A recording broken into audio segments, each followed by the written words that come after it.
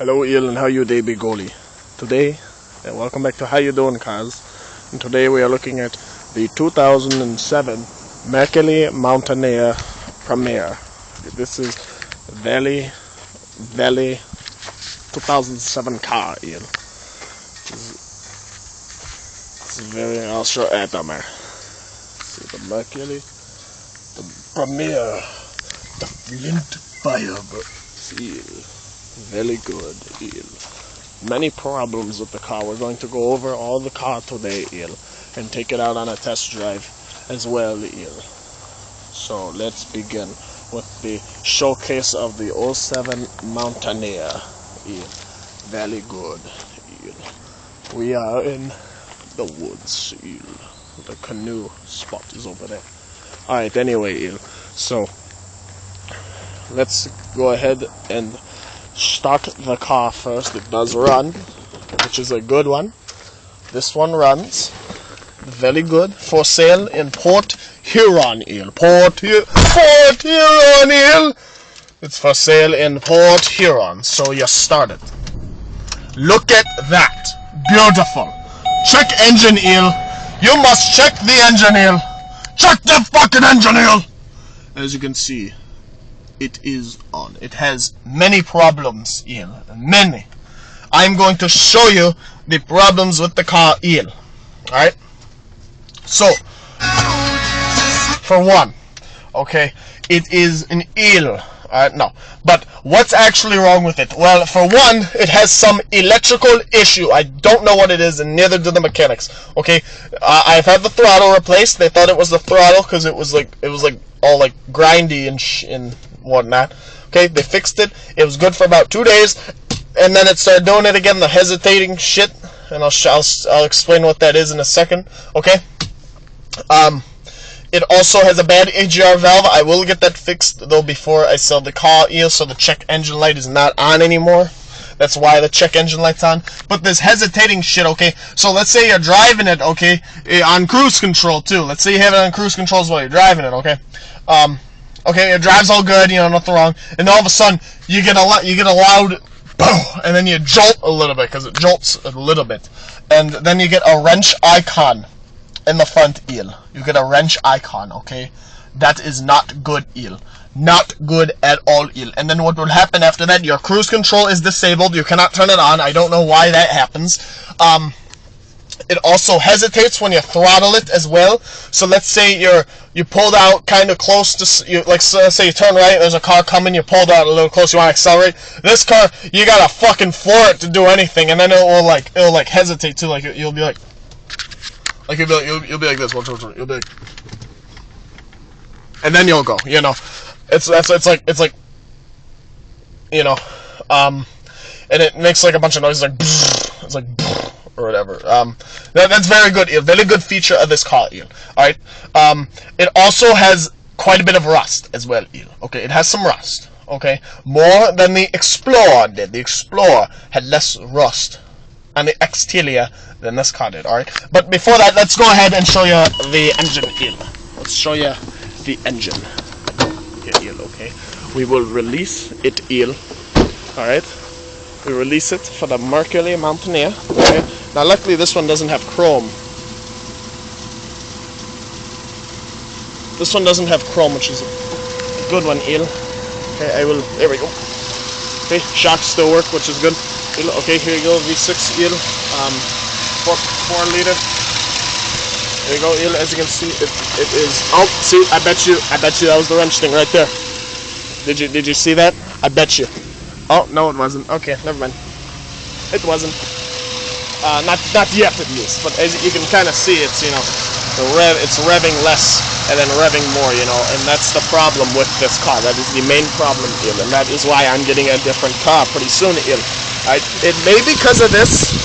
I'm not sure. See, you see that? It's like revving itself, you know, because it's like, oh, see that? See, that's the problem with this car, Eel. No one knows what the hell it is. I don't either. I mean, you can just see it for yourself. I mean, I'll see it in a second here. Oh, see? I don't know if you can hear that, but that is the problem. with the car, Ian. Okay, battery's all good. The battery is good and everything, so we don't know what the problem is with this. Ian, it is equipped with a remote start, but we don't know where that is. You know, it conforms to the 2007 requirements, just like the Explorer. This is just a rebadged Explorer, more luxurious version, because Ford owns Mercury, and you'll notice this is like the exact same as the Explorer, Ian. So that's it for the engine, though. As you can see, you know, it does that weird bullshit. You know, I wonder if the wrench icon has come up yet. It has not. It is crazy. And you see, like, it's at 500 RPMs. It went down to almost 250, and then it went back up to 1. Here, look, you'll see it. See, I'm not hitting the accelerator or anything, Ian. Hold on, you'll see it. It's gonna do it in a minute.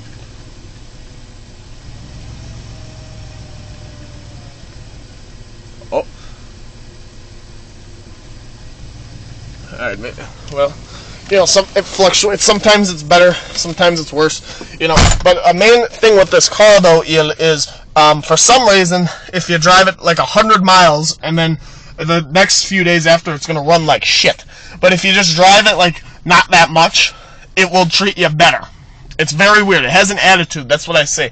I say this car has an attitude, Ian. So anyway, before we kill the car, I'm going to turn it off because it doesn't like to be run. So, you know, I'm not going to go as in-depth with the Explorer because it's very similar to the Explorer, but instead of the chrome, like, you know how the Explorer, it had the chrome, it was the same year, 2007, it has the chrome here. This one does not have the chrome. It is plastic, and I do like that. I hate the chrome on the Explorer because it peels and shit. Let's say you're touching it and you cut your hand open or something, you know. It can happen. It happened with me on the Explorer, when I was opening the hood or something. This one has a JVC radio, brand new, 2024, Now, it will not come with the vehicle, and when I sell it, it will have the stock radio, which is a touchscreen, but it is not Android Auto, Apple CarPlay, none of that shit, okay? That's fancy shit that did not exist in 2007, okay? The same shit there here, however, unlike the Explorer, this one has more buttons, It has the volume button that does not work because this is not this stock radio. If I put the stock radio in, this should work. Same thing with the SIG buttons and all that. You got some temperature controls right here. You can change the temperature for the AC. Over here, the fan speed, you can change that as well. Your cruise control, same as the Explorer though, but these weren't here either on the Explorer. It's got a media key. I don't know what that is, but it does something. Alright, mirror, very good. Mirror, you know, as you can see, very good. Yes, you open it and, you know, it's the exact same as the Explorer. Same thing on this side, see? Unlike the Explorer, though, it does not have a sunglass holder here, This does not have it. Instead, it has a switch for the sunroof, Look at that. Look at it, Wow. Very good. And then you close it, you know, just like any other vehicle, Very nice, and then you can lift it as well just to get a little bit of ventilation. You can do that, and it's, you know, it's very nice. Also, you have, unlike with the Explorer, you have your, I don't think the Explorer had this, it has these climate controls for the rear of the car. This is for the back seat and the third row, which I will get into that in a few. Okay, that is different from the Explorer. The Explorer did not have this. The Explorer just had a sunglass holder here and then just some random thing here that was like broken or something. It also has HomeLink, but or whatever this is, but that doesn't work on any garages I've tested it on. It doesn't work. Okay. I don't think these are here on the Explorer as well. On the Explorer, you had a button here to control this screen, which this screen is also bigger than the Explorer's as well.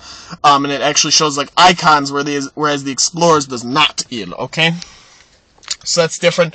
It has buttons here instead of the one button that you push right here on the Explorer. It has 3 buttons right here that you can use. Your climate is the exact same, I believe. No, the Explorer did not have this. The Explorer just had knobs. This one has a screen, It is very fancy compared to the Explorer. I can tell you, you know, you can do all that shit. You know, it also has memory seats as well. So I push the button and it's leaning it back and all that. You push it again, you know, all that.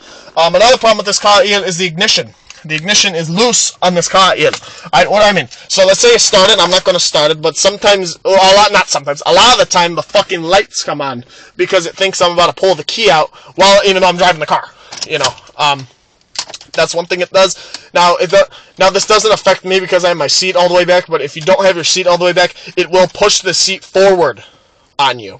Or back, something like that. No, it's back. If you don't have your seat all the way to the back, and this shit happens, sometimes it will push the seat backwards. So if you're short, if you're really short, you have your seat all the way up, and then it does that, it's gonna push you back, and that's not gonna be a fun time for eel. All right. I like with the Explorer, it has cloth floor mats instead of the rubber plastic thing like the Explorer. This also has an automatic window, but only down. It will do it down automatically. Up, you cannot do. You have to do it manually, which is a very dumb design by Ford, yours truly. Yeah, you got this control thing here that, you can turn on all the lights if you want with it in the car. I don't know why you'd want to do that, though, but you can do it. Vents, it's very similar to the Explorer. You got that, it's already 11 minutes, so we gotta, it's the same as the Explorer. No Explorer branding here, though. They didn't bother to put Mountaineer on this car. They just put nothing instead. Okay? Same doors as well as the Explorer. They open like that. You got, as you can see, rust. You got plenty of rust here. If you step on here, it's okay. It's sturdy still, but some other parts of the car, if you try standing on this, it will not be good for you, like this, like pretty much any seat but the driver's. It's all rusted out. As you can see, this is falling apart. Okay, you got a lot of rust there, rust pieces here. If you if you step on this, it's sturdy enough actually. Okay, this is actually still sturdy. Yeah, it's, as you can see, it's okay. I wouldn't trust it for very much longer, but for now it's okay. Let's get in the rear of the vehicle. So the seat is all the way back. You hop in. Seat's all the way back.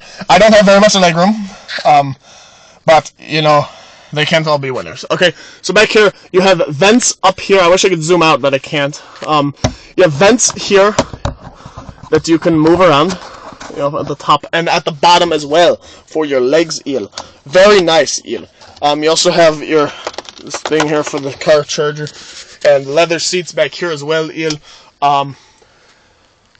Very nice. It's really not different from the Explorer though, besides these being here. I think that's the exact same as well as the Explorer. You push it, it turns on the lights. Very, very basic. Every car is like that, I would say. But yeah, again, there's rust on the door as well, but not much different from the Explorer. It also has cloth floor mats back here though, which is a nice little touch, right? But again, this one has more rust than the Explorer. But overall, I would say the Explorer is more unreliable than this car. I would still say, but it depends on how they're treated though, because they're the exact same car, so they have the exact same reliability. But the back is where it gets different.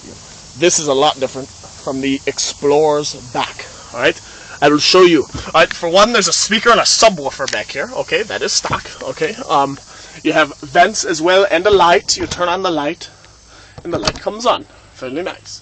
Vents as well, as I said before. Okay, I'm going to put up. All right, it has a third row. Look at this. Okay, lift it up and look at that. Okay, it's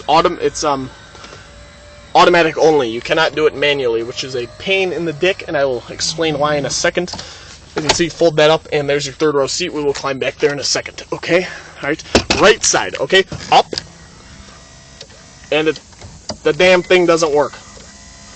All right, it did work when I first got this car, and then it stopped working like a month after I got the car. Very good. All right. But let's climb in the back, and I will show you the features in the third row. Right. So to do that, you need to do that. You need to pull that lever, pull it down, and then you do that. Okay, that comes down, and then you gotta climb in. So, all right. Then you. All right. There we go. And then there you go. Right, and then you do that. Okay. I'm gonna put that down. Okay, so legroom, not good. Worse than the second row, actually, and that I have all the way back. If you don't have it all the way back, your legroom's gonna be fine. Here, that's it. So that's your legroom, right? But to be fair, this one doesn't come up, so it should be fine. On this side, you have cup holder and storage, and you also have another cup holder there as well. Very nice. Okay, on this side, you have cup holder and another cup holder. Okay, you have the same vent situation as in the second row. Very nice. Very nice, Il. I shouldn't have moved that because I have them angled to the windshield here because the defroster, the rear defroster does not work, and neither does the windshield wiper. The rear windshield wiper. Both do not work. Very good, Il. Same with the Explorer. The Explorer, the rear windshield wiper did not work, but the defroster did work. I don't think it works on this car because I don't see a difference. When I do turn it on, it does go away, but you know how there's lines and shit? Usually the ice or whatever where the lines are, that usually goes first. When you turn on the rear defroster, it doesn't. Just the whole thing does eventually. I don't know what it is, but I have these angled, so I turn that up front, full blast on hot, and these will blow hot air here. And it doesn't work very well, but it might. These seats are different than the front ones, of course. They're a lot thinner. They're a lot more straight up as well, and that's your seat situation there. And now I gotta get out of here. So does this? Can I? No. Cargo mode? What's this do? I have no idea. I don't know what that does again. Alright, but I need to get out of here, so hold on.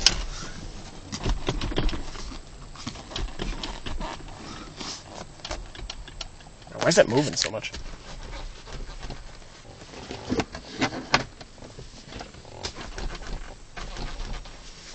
I have no idea. Okay. Dude, that's like... Why is that moving so much? What the hell? I don't know. Okay, anyway. So get out. I kind of trap myself in here a little bit. Here, pull that in. That will come out, and then you can escape the Mountaineers. Third row seat. It's not great, but this is 2007. This is pretty early on for like SUVs overtaking minivans for families. Back in these times, minivans were still the most popular option for big families, I would say.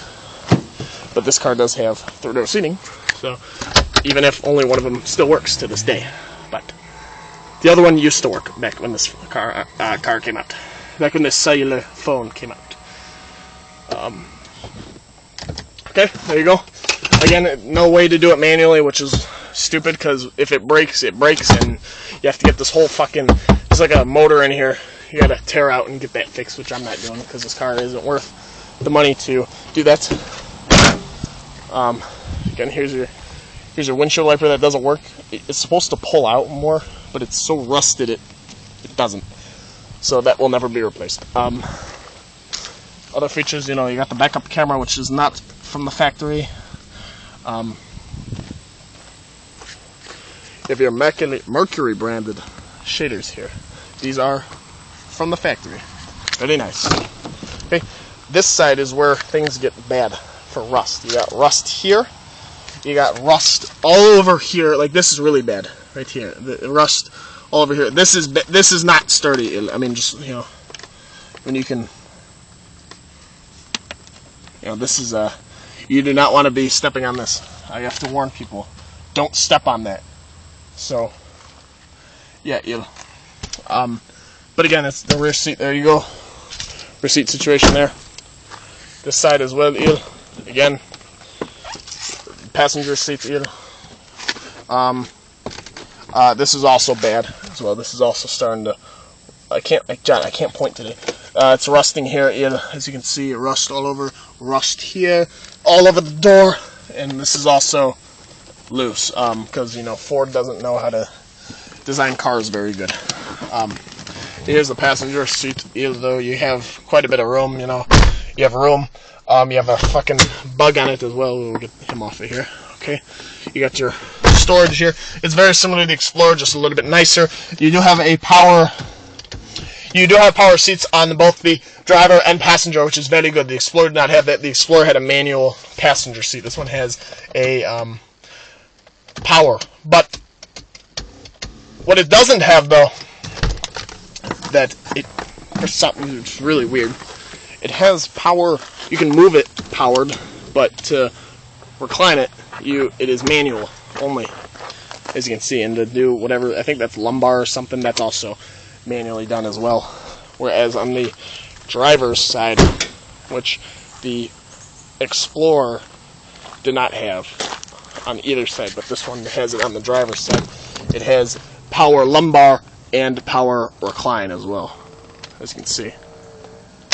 So it's got power lumbar, power recline, power seats, you know. So here's your e-brake, very similar to the Explorer as well. I think it was the parking brake. Here's your parking brake, very similar to the Explorer's. Gas, you know, it's pretty gas.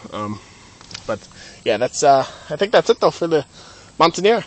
This is how you doing cars. We're going to go take it out on a little drive right after this.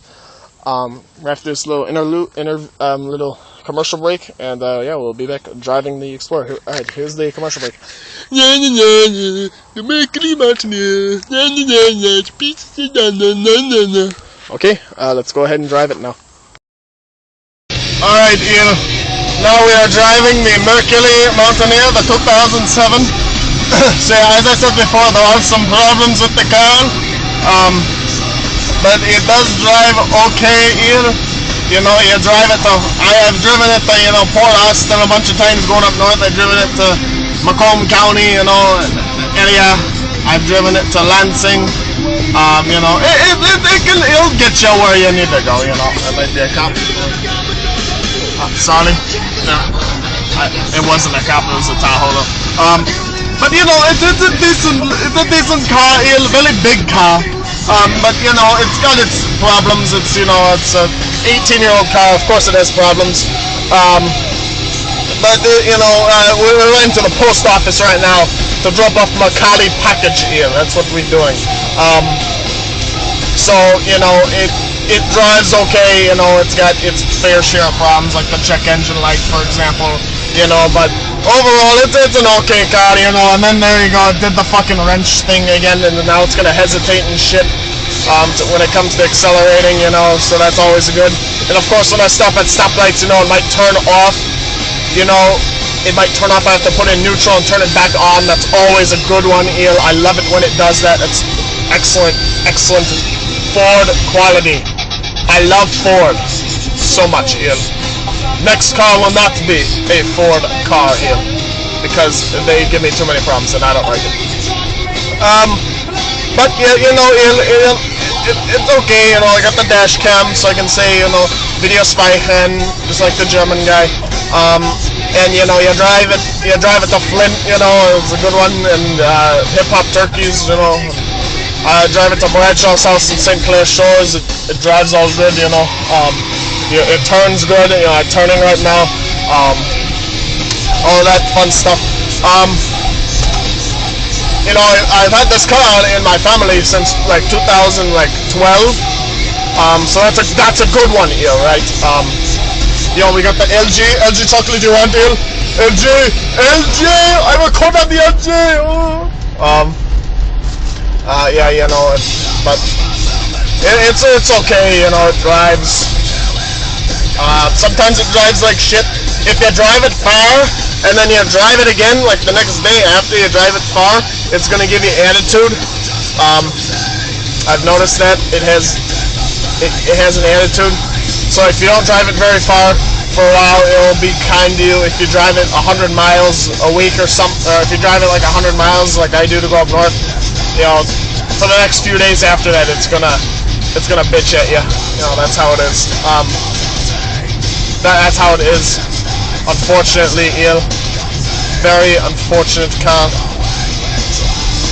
So I'm gonna go ahead and just drive it to the post office here. And then that will be the end of the driving video for the Mercury 2007 Mercury Mountaineer. Because again, it drives okay. You know, it's got its fair share of eels, but overall, it's a Linden road. You know, it's not bad, but it's a little sketch. You know, but it's got everything you might need in it. You know, you can cross over Linden Road and hit the potholes. You know, it's always a good.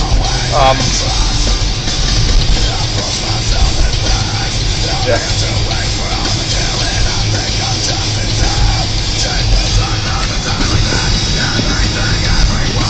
As you can see, you're driving it right now.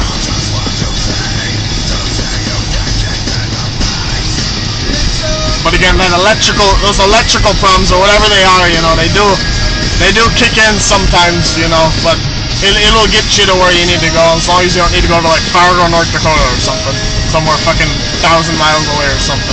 No, it's not that far from here, but yeah.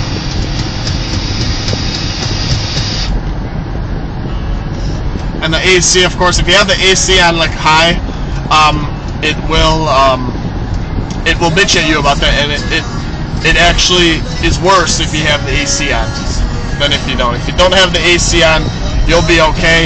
If you do though, it is not good. And I do right now, because it's hot outside, you know. So that's how it is on the Pasadena Avenue car. You know, you're driving.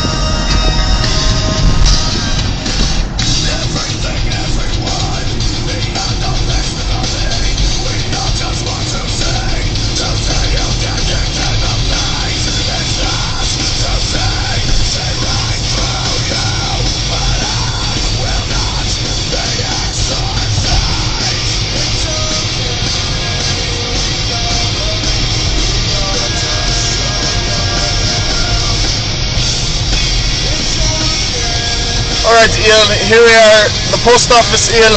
Drop off my carry package. The semi needs to turn, or the box truck needs to turn too, that's a good one, Eel. And oh shit, I need to brake, I forgot it was right here. And then you turn it, and you know, you do that, and there's a lot of people here, goddamn.